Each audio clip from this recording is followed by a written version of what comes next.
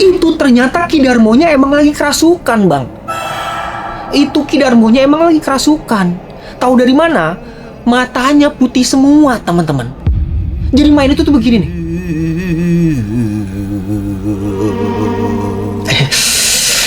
Nah, di sini dia tuh masih positive thinking lah. Sampai akhirnya dia sadar kalau dugaannya itu salah besar, teman-teman. Karena ketika kain hitam yang nutupin kendi itu dibuka, betapa kagetnya jantungnya Mbah Kasan setelah melihat kalau benda tersebut bukanlah kendi, tapi...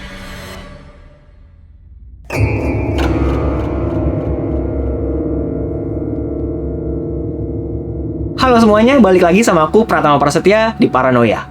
Gimana kabar kalian? Aku harap semuanya sehat-sehat terus ya.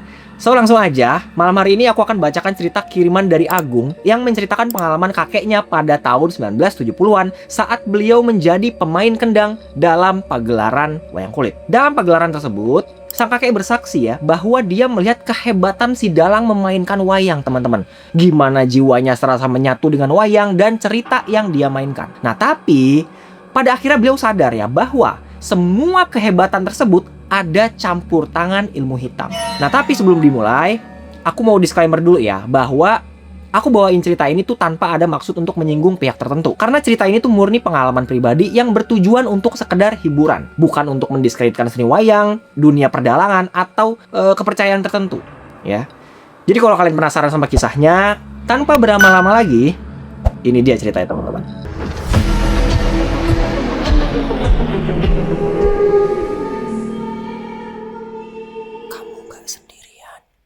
Oke teman-teman, sebelumnya aku memperkenalkan sosok yang jadi kunci dari cerita ini, bernama Mbah Kasan. Ya. Jadi pada waktu itu, Mbah Kasan cerita nih ke Agung kalau di masa mudanya, beliau ini sempat jadi pemain kendang dalam sebuah rombongan pagelaran wayang kulit. Nah, rombongan ini itu tuh biasa diisi sampai belasan orang ya. Ada dalang, ada pesinden, pemain gamelan, dan kru-kru yang lain. Nah, rombongan wayang kulit tersebut dimiliki oleh seorang dalang yang juga sahabatnya Mbah Kasan sendiri, bernama Ki Darmo. Tapi nama Ki Darmo sebagai pendalang, dulu itu dia tuh nggak sebagus itu, teman-teman. Bahkan bisa dibilang kurang. Dia kurang bisa menjiwai, kurang bisa niruin suara karakter masing-masing. Pokoknya skillnya itu tuh masih kalah jauh dari dalang-dalang yang lain. Nah, makanya rombongan ini cuma diundang ke acara-acara kecil. Pertunjukan Mbah gue dulu dibayar sedikit, Bang, kata si Agung gitu. Karena dalangnya kurang mumpuni. Tapi ada satu momen di mana semua itu tiba-tiba berubah, teman-teman. Momen di mana awalnya Ki Darmo itu mainnya jelek, tiba-tiba itu berubah drastis gitu. Seolah-olah dia itu adalah dalang dengan pengalaman berpuluh-puluh tahun. Dan itulah yang bikin semua rombongannya, termasuk Mbah Kasan, itu curiga sama Ki Darmo. Soalnya kecurigaan itu tuh bukan tanpa alasan ya. Mbah Kasan ini kan orang dalam ya. Dia itu juga ikut rombongan dari waktu mereka masih muda. Jadinya tuh tahu betul tuh seluk-beluknya Ki Darmo. Dia itu nggak ada tanda-tanda beliau itu rajin latihan, nggak ada tanda-tanda berguru ke dalang yang lebih senior. Tahu-tahu kemampuannya itu tiba-tiba udah kayak dalang kondang yang makan asam garam dunia pewayangan berpuluh-puluh tahun gitu loh. Jadi kayak tiba-tiba bisa jago banget sampai disanjung-sanjung orang. Dan ternyata rahasia di balik perubahan drastis Ki Darmo itu bukan dari latihan atau tirakat, tapi dari ilmu hitam yang beliau pelajarin secara diam-diam. Jadi pada suatu malam, ketika rombongan sedang mengadakan pertunjukan, Mbah Kasan ngeliat ada peningkatan drastis dari cara mendalangnya Ki Darmo, teman-teman. Pada malam itu, secara mengejutkan, Ki Darmo itu tiba-tiba bisa bermain dengan sangat hebat. Ya. Biasanya ya, buat meranin karakter prajurit, Ki Darmo itu selalu keteteran. Suaranya nggak masuk, penjiwaannya juga kurang dapet. Tapi di malam itu, Bang, Mbah gue bilang kalau Ki Darmo malah bisa meranin karakter raja dengan suara yang berwibawa dan menggelegar gitu loh. Weh, mantep tenan Ki Darmo saiki yo. Weh, mantep juga Ki Darmo sekarang ya, kata Mbah Kasan gitu. Pergerakan wayangnya, sabetannya, tangkepannya, cetak, bener-bener perfect, teman-teman. Permainan itu sangat epic sampai Mbah Kasan ngelihat Ki Darmo seolah-olah lagi kerasukan. Ya. Tapi ada satu hal lagi yang bikin Mbah Kasan dan orang-orang di balik layar itu merinding. Ketika Ki Darmo ini lagi meranin adegan perang Rahwana ngelawan Anoman, Kalian tahu Anoman ya? Monyet yang putih itu. Nah, tiba-tiba Ki Darmo itu bisa suara seperti monyet, teman-teman. Suaranya itu melengking gitu. Dan berasa bukan suara yang dibuat-buat. Kalau aku kan tadi dibuat-buat ya. Tapi kalau Ki Darmo itu tuh kayak beneran suara monyet raksasa yang lagi teriak gitu loh. Itu mbah gua yang lagi mukul kendang sampai lemes, Bang. Dia lihat-lihatan tuh sama pemain yang lain. Kok bisa ya Ki Darmo ngeluarin suara semengerikan itu? Nah, karena penasaran, diintiplah sedikit sama Mbah Kasan ya. Kok bisa ya Ki Darmo sekarang begini ya? Nah, pas dilihat, itu ternyata Ki Darmonya emang lagi kerasukan, Bang. Itu Ki Darmonya emang lagi kerasukan. Tahu dari mana? Matanya putih semua, teman-teman. Jadi main itu tuh begini nih.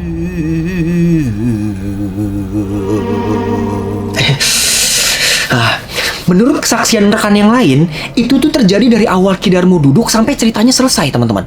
Kebayang ya? Jadi yang tadi itu dia ngeluarin suara monyet, itu tuh ternyata bukan dari suaranya Ki Darmo sendiri, teman-teman. Tapi dari entitas yang lagi ngerasukin badannya dia. Nah, balik lagi nih pas Mbah Kasan ngelihat Ki Darmo lagi kerasukan itu ya.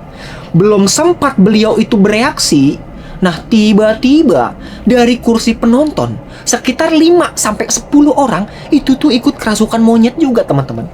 Jadi suaranya itu teriak-teriak gitu loh. Nah, awalnya Mbah Kasan dengar cuma 1 orang tuh. Tapi lama-kelamaan kok suaranya tuh makin banyak. Ya kan? Makin rame, makin saut-sautan suaranya. Wah, itu tuh pertunjukan wayang itu rasanya tuh kayak di hutan, teman-teman. Orang-orang tuh yang kerasukan itu teriak-teriak kayak monyet. Kata mbah gua, monyet-monyet yang lagi kerasukan ini tuh seolah-olah lagi ngadain pesta, Bang. Jadi saut-sautan gitu suaranya tuh. Rame banget, teman-teman. Dan entah kenapa ya, selama ada yang kerasukan itu, pertunjukan itu tetap berlangsung. Nggak ada penonton yang panik, nggak ada yang histeris, seolah-olah mereka itu terhipnotis dengan permainan wayangnya Ki Darmo. Nah, karena ngerasa ada yang nggak beres, Mbah Kasan berusaha buat melanin tempo pukulannya, teman-teman. Dia mau berhenti tuh kayak, koyoknya ada yang aneh karo acara ini ya. Tapi tangan mbah gua nggak bisa berhenti, Bang. Tangannya itu tetap memadu kendang dengan tempo yang sangat cepat, seolah-olah ada yang daliin. Jadi makin dia paksa buat berhenti, pukulan tangannya itu semakin liar ya. Jadi kayak ada energi yang maksa Mbah Kasan buat tetap tampil dengan maksimal. Terus pas dia lagi kode-kode ke yang lain ya, dia mau minta bantuan tuh kayak, tolong dong, ini kok tangan gua nggak bisa berhenti. Ternyata hal tersebut juga dirasakan sama personil-personil yang lain, teman-teman. Yang itu sinden, pemain gong, pemain bonang, mereka nggak bisa gerakin tubuh mereka secara bebas. Jadi mereka tuh cuma bisa kayak takut gitu, lihat-lihatan gitu, karena ngerasa tubuh mereka ada yang ngendaliin. Terus kata Mbah Kasan, wah, gak beres ini sama pertunjukan malam ini nih. Nah, dari situlah tuh dia sadar kalau ini tuh bukan cuma dia doang yang ngerasain hal aneh, tapi semua yang ada pada pertunjukan malam itu. Udah tuh, singkat cerita, setelah 6 jam pertunjukan wayang itu berjalan dengan mistis, begitu selesai, orang-orang di balik layar mulai mempertanyakan keanehan acara itu ke atasan mereka, teman-teman, ke Ki Darmo. Dari mulai gimana tiba-tiba dia bisa jago ngedalang, gimana para pemain gak bisa ngedalin badan mereka, sampai penonton yang kerasukan. Jadi Ki Darmo dikelilingin tuh sama tim-tim yang lain tuh. Ki, ada apa sama acara kita malam ini ya, Ki ya? Kok banyak kejadian-kejadian aneh ya? Nah, terus Ki Darmo malah jawab dengan santai. Wes, ra usah dipikir no. Kita itu dibantu sama leluhur. Wes trimai. Nah, dia ngomong lagi nih. Nek kalian ngerasa ada yang aneh, pesanku, jangan dilawan. Ikuti saja permainan leluhur. Nah, di sini yang lain tuh mikir nih. Oh, ya udah bagus dong kalau dibantu leluhur. Mereka percaya tuh. Karena menurut mereka, pertunjukan dibantu leluhur itu emang lumrah, teman-teman. Emang ada beberapa acara atau kesenian adat yang emang dilancarkan oleh para leluhur biar acaranya itu tetap berjalan khidmat, sakral, dan sempurna gitu. Nah, yang lain percaya aja tuh sama omongannya Ki Darmo. Tapi Mbah Kasan tuh enggak, teman-teman. Dia masih ragu nih sama omongan sahabatnya. Dibantu leluhur kok ada yang kerasukan segala gitu loh. Makanya langsung ditanya kan, iki tenanan leluhur Ocah? Ini beneran leluhur Ocah? Kon gak ngelakoni ritual aneh-aneh toh? Kamu gak ngelakuin ritual aneh-aneh kan? Yo Gak lah Cah, wes mulio, ndang istirahat. Ya enggak lah, udah pulang aja istirahat gitu. Jadi kayak kesan tuh di sini Mbah Kasan kayak diusir secara halus. Udah lu pulang aja deh, gak usah nanya-nanya gitu. Udah tuh dengan kepala yang penuh dengan pertanyaan, Mbah Kasan pun akhirnya memutuskan untuk pulang teman-teman. Kok kalau dari luhur kok sampai ada yang kerasukan penontonnya gitu loh. Kok bisa sampai ikut-ikutan kerasukan? Nah, beberapa bulan kemudian, rombongan Ki Darmo melakukan pertunjukan seperti biasa, teman-teman. Permainan mereka berlangsung dengan sangat mistis ya. Ki Darmo juga seperti biasa dibantu oleh sosok yang merasukinya itu. Permainannya tuh jadi makin bagus lagi, suaranya makin menggelegar, gerakan wayangnya tuh semakin mantep, penjiwaannya juga semakin dapat meranin karakter-karakter yang lain. Dan anehnya, banyak dari para penonton yang ngerasain hal mistis selama pertunjukan.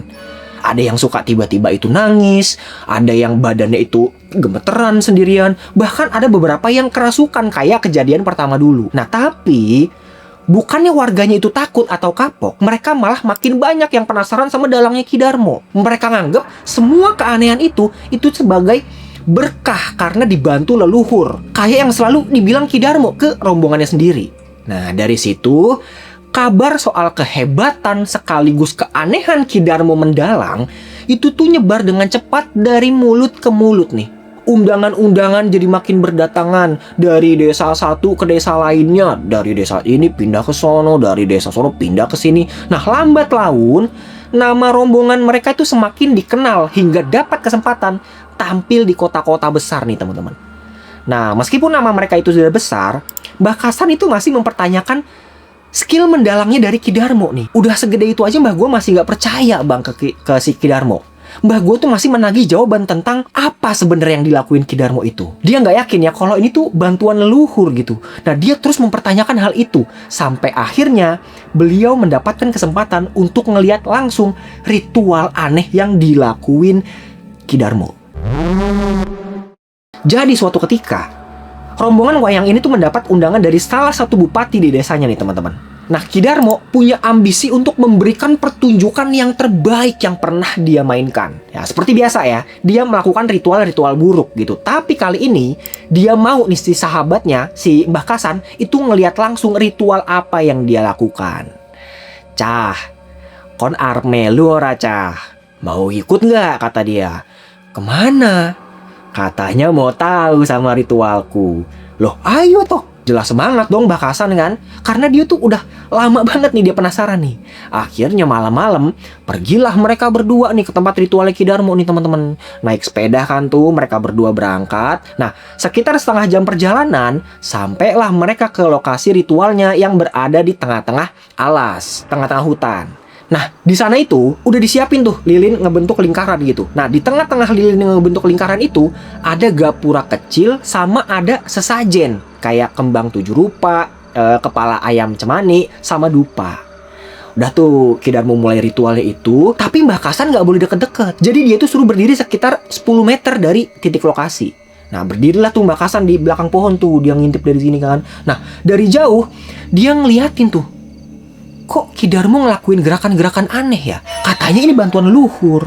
Nah di sini Mbah Kasan juga nggak bisa mendeskripsikan gerakannya secara langsung teman-teman. Dia tuh pokoknya bilang ke Agung, gerakannya tuh gerakan aneh gitu dan di luar nalar. Makanya di sini dia mikir nih, oh mungkin dia punya cara tersendiri kali, makanya ngeliatnya tuh agak aneh gerakannya. Nah awalnya disangka gitu teman-teman.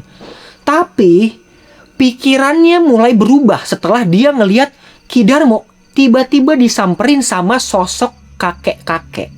Ya. Jadi dari balik pohon itu, Mbah Kasan ngelihat ada kakek-kakek bungkuk nyamperin Ki Darmo. Jadi rambutnya itu putih semua, pakai baju hitam-hitam sampai sama jari hitam. Nah, yang bikin Mbah Kasan itu curiga, kakek-kakek itu bawa-bawa kendi. Kendinya itu ditutup pakai kain hitam. Jadi sambil jalan, dia nyamperin Ki Darmo, terus dia kasihlah kendi kecil itu ke Ki Darmo tuh. Mbah Kasan mikir dong, itu kendi opo yo? Apa itu isinya air? Apa itu isinya apa? Nah, di sini dia tuh masih positive thinking lah. Sampai akhirnya dia sadar kalau dugaannya itu salah besar, teman-teman.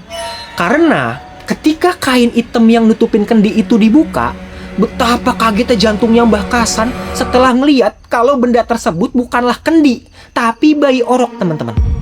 Bayi orok, bayi yang baru lahir. Menurut kesaksian Mbah Kasan, bayinya itu kecil banget. Udah gitu masih agak merah ya. Jadi kelihatan kayak bayi-bayi prematur gitu loh. Mungkin sekitar 6 sampai 7 bulanan kali ya. Kecil banget. Ki Darmo aja megangnya tuh begini nih, kayak megang anak kucing. Nah, Mbah Kasan heran kan? Ke bayi ya? Bayinya siapa itu dan buat apa? Kata Mbah Kasan gitu kan. Nah, sampai sini mohon maaf dulu ya teman-teman ya, aku potong dulu ya. Kalau kalian lagi makan, mending di skip dulu aja video ini, terus balik lagi kalau udah selesai. Karena yang aku sampai edit tuh creepy banget dan menjijikan teman-teman. So, kita balik lagi ke ceritanya. Nah, walaupun posisinya Mbah Kasan itu jauh, tapi tuh beliau bisa ngelihat dengan jelas leher bayi itu tuh diangkat sama Ki Darmo ya. Diangkat gini ya, dipegang lehernya, bukan digendong. Tuh diangkat gini nih. Nah, terus dia langsung keluarin keris dari kantongnya dan seketika bayi itu pas di tengah pusar, teman-teman. Ya Allah. Astagfirullahaladzim. Bayi itu dilepas di tengah pusar, diputer, lalu cairan merah yang menetes itu dikenyot sama Ki Darmo. Aduh, aku mohon maaf ya kalau aku tuh nggak bisa nahan teman-teman, karena aku nyeritainnya aja sampai begini, kebayang gitu loh. Itu tuh Mbah Kasan yang lihat ritual itu tuh hampir pingsan teman-teman. Badannya Mbah Kasan itu lemes, shock, nggak kuat sama apa yang dia lihat. Ya gimana nggak ya, lihat bayi orok Dan malam itu juga, semua yang selama ini jadi pertanyaan di kepalanya Mbah Kasan langsung kejawab teman-teman. Kenapa Ki Darmo bisa tiba-tiba jago ngedalang? Kenapa suaranya bisa semirip itu? Kenapa rombongannya mereka bisa cepat banget suksesnya? Semua itu bukan karena bantuan leluhur, bukan dari amalannya sebagai dalang, tapi lewat persekutuan dengan iblis. Dia ngelakuin pengorbanan nyawa biar acaranya itu sukses, biar besok Pak Bupati itu terkesan sama penampilannya. Jadi semua yang dia bilang dibantu leluhur itu tuh bohong teman-teman. Itu omong kosongnya dia aja biar rombongannya nggak pada kabur, biar nggak pada ngaduin perbuatannya. Nah dari situ mbah gua maksa buat lari bang, kata si Agung gitu. Maksa lari dia bang, nggak mau dia nengok ke belakang lagi. Lari aja pokoknya tuh ke sepeda, terus dia pulang ke rumah tuh. Udah tuh, keesokan harinya, Mbah Kasan langsung konfrontasi langsung ke Ki Darmo. Jadi ini tuh kondisinya tuh hamin beberapa jam sebelum pentas di tempatnya Pak Bupati ya teman-teman ya. Nah tanpa basa-basi, Mbah Kasan langsung marah tuh. Cuk, gila kamu cuk asu. Kon bisa-bisanya minta bantuan setan dalam kesenian sakral kita. Wes cukup, aku memutuskan untuk keluar dari rombongan ini. Ditahan sama Ki Darmo kan. Sek toca, ojo koyo ngono lo. Jangan kayak gitu dong. Kita kan udah janji mau pentas ke Pak Bupati. Yo tapi caranya gak gini Ocha.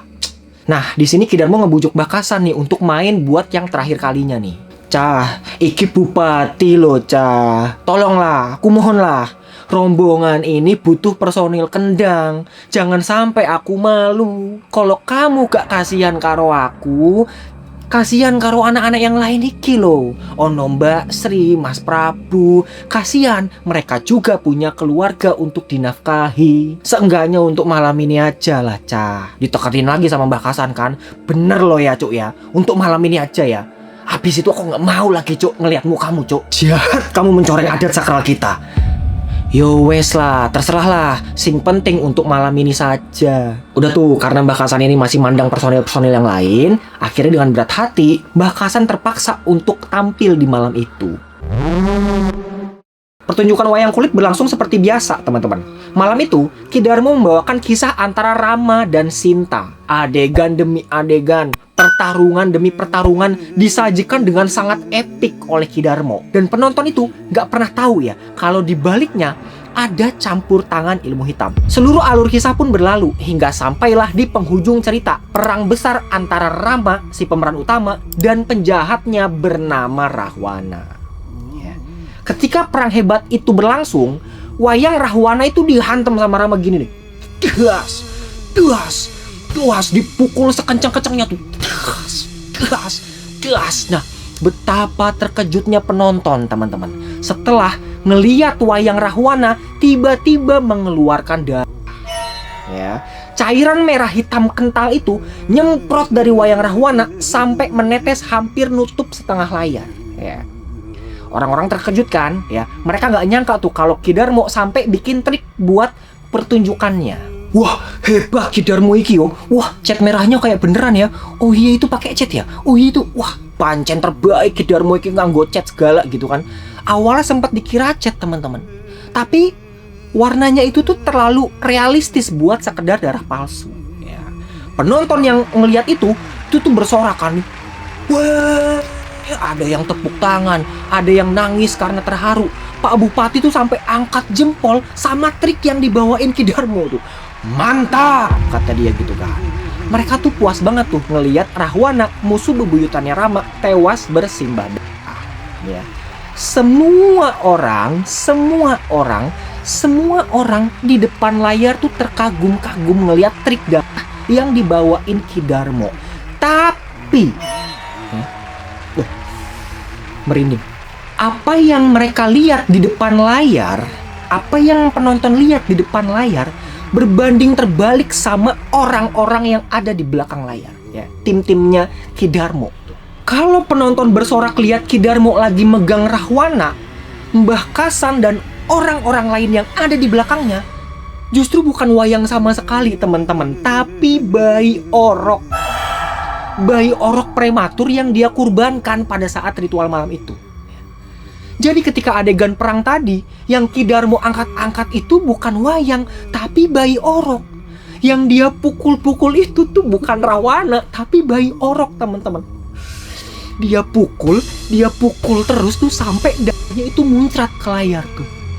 Dan darah itulah yang bikin Ki Darmo disanjung sama warga. Dan itu yang membuat Ki Darmo dipuja sama banyak orang. Dan mereka nggak tahu kalau itu bukanlah trik sulap, tapi ilmu hitam, teman-teman. Dan seperti biasa ya, personil-personil yang lain tuh nggak bisa apa-apa. Badan mereka juga nggak bisa dikontrol gitu. Dan mereka cuma bisa diem sambil ngeliat kegilaan yang dilakuin Ki Darmo. Nah, di momen ini, dalam hatinya Mbah Kasan itu bersumpah, teman-teman, aku nggak akan pernah lagi gabung di grup ini, cuk. Aku nggak sudi acara sakral kita dicoreng. Ini udah kebangetan ini, kata Mbah Kasan gitu tuh. Udah tuh, singkat cerita, setelah acaranya ini selesai, ketika lagi pada beres-beres, Mbah Kasan tuh nyamperin Ki Darmo dan personil-personil yang lain ya. Niatnya tuh mau pamit dia nih. Tanpa basa-basi, langsung ngomong dia nih. Mo, wes cukup. Aku keluar, aku gak sanggup ngikut rombongan ini lagi. Nah, di situ Ki Darmo ini cuma bisa diem, teman-teman, karena ya nggak mungkin juga dia nahan-nahan kan. Ya wes, aku pamit yo.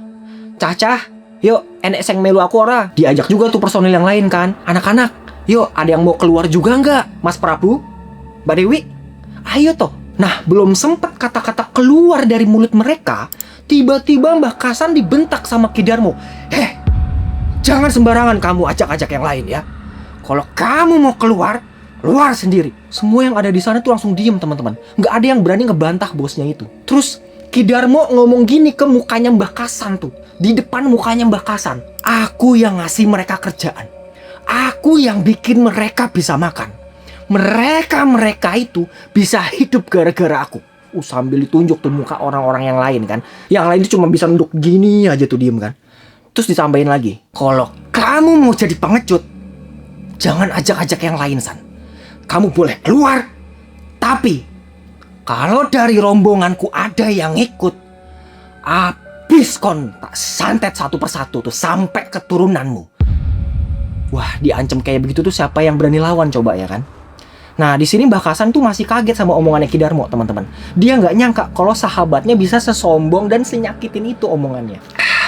Tapi Mbah Kasan gak mau ribut-ribut ya. Dia gak mau urusannya jadi lebih panjang. Makanya dia langsung, ya udahlah dia langsung packing, pamit sama yang lain, terus pulang tuh sambil mendoakan yang terbaik untuk Ki Darmo dan rombongan itu.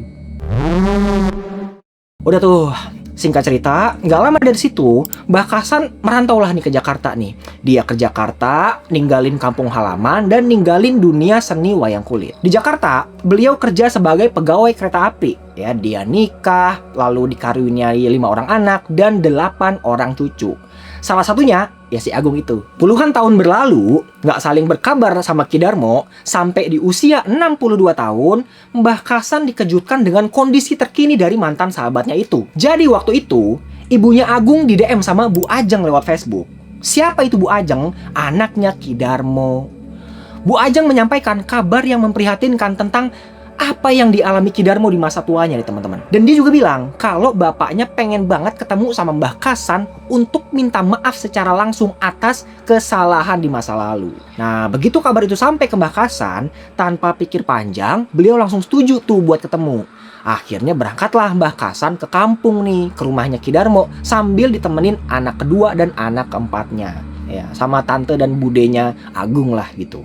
Setelah sampai dan melihat kondisinya Ki Darmo, betapa kagetnya Mbah Kasan teman-teman. Ngeliat tubuh sahabatnya itu yang dulunya itu bugar, seger, gemuk, sekarang cuma tinggal tulang. Badannya itu kaku, begini tiduran di kasur, nggak bisa digerakin. Dan yang paling memprihatinkan dari Ki Darmo adalah warna kulitnya yang menghitam. Jadi, mohon maaf ya, kulitnya Ki Darmo itu kayak agak gosong-gosong gitu loh teman-teman, dan bersisik ya. Terus juga badannya itu ngeluarin bau-bau nggak enak, kayak bau ban dibakar. Nah, kata budenya Agung ya, yang nganterin Mbah Kasan, kondisi mulutnya Ki Darmo juga mangap teman-teman. Jadi menurut Bu Ajeng, mulutnya Mbah Kasan itu udah lama nggak bisa nutup. Jadi cuma kayak gini tuh. Jadi kebayangkan mangap gini, badan itu kaku dan gosong. Dan udah jelas nggak bisa ngomong ya. Nah, Mbah Kasan yang ngelihat kondisi sahabatnya sempat nge-freeze gitu di depan pintu ya. Dia tuh masih nggak nyangka orang yang dulu sering dia lihat tiba-tiba sekarang fisiknya itu jadi berubah kayak begini. Bahkan jauh lebih memprihatinkan. Karena udah nggak sabar, pelan-pelan Mbah Kasan mencoba buat jalan tuh ke kasurnya Ki Darmo. Pas Ki Darmo ini ngelihat Mbah Kasan, sontak dia langsung minta maaf. Tapi suaranya tuh nggak jelas ya, karena mulutnya kan mangap gitu ya. Jadi kayak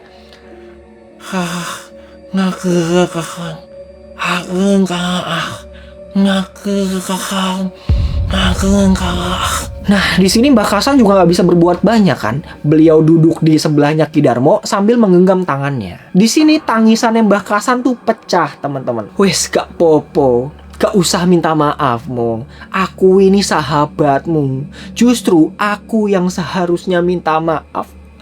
Udah ninggali kamu di saat kamu hilang arah. Tapi aku tetap berdoa, semoga kita semua diampuni Gusti Allah.